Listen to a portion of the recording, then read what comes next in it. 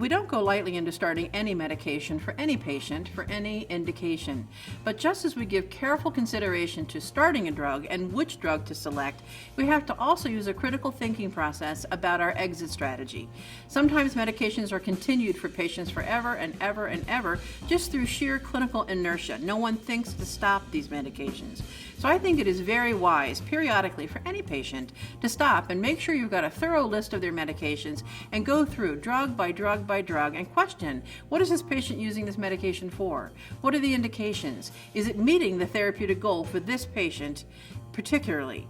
And then when we consider patients who have an advanced illness, people who are terminally ill, many medications, for example, that are preventative therapy, such as a proton pump inhibitor or a bisphosphonate for osteoporosis.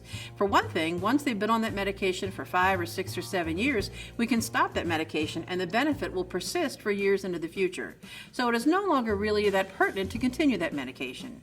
Someone with an advanced illness, I don't really care as much about their high cholesterol, so we could stop the statins and the other drugs like that. Many times we have a medication for slowing a disease, such as dementia, but we know that when a patient has Alzheimer's dementia, once they are appropriate for hospice care, which is pretty advanced dementia, those medications probably are not slowing the disease progression, as evidenced by the fact that they have progressed despite that medication. And these medications, as with all medications, are not a free ride. The medications used to treat dementia are vagotonic. They cause bradycardia or a low heart rate. And a lot of older adults will fall, break hips, because their heart rate has gone down. It's a leading cause of admission to the hospital, hip replacement, and even pacemaker insertion. So I do think it's critically important all throughout our lifespan to critically evaluate, should this patient continue all these drugs, but it is especially important when someone has an advanced illness to embark on this critical thinking process.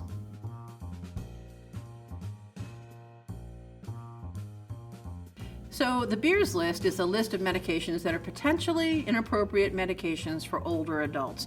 And there is a whole list of them. This list was begun by Dr. Mark Beers years and years ago. And it has really been accepted as a standard for consideration of the appropriateness and the inappropriateness of medications in older adults. But it's interesting, if you look at the list of medications, we use many of them in patients who have an advanced illness. And we're going to focus on the anticholinergic burden and the sedation burden. An anticholinergic is a drug that causes dry mouth, blurred vision, constipation, urinary retention, and delirium. So it's very important that we look at the drug regimen, because patients could be taking 5 or 6 or 7 medications that have a little bit of an anticholinergic profile. But when you add them all up, all of a sudden, grandma's got a little bit of delirium and all sorts of problems that go along with this. Similarly, we'll be looking at the sedation burden. So many of the medications on the Beers list cause sedation. Perhaps not even a lot of sedation, but when you combine them and put them together, all of a sudden the patient is having a difficult time staying awake.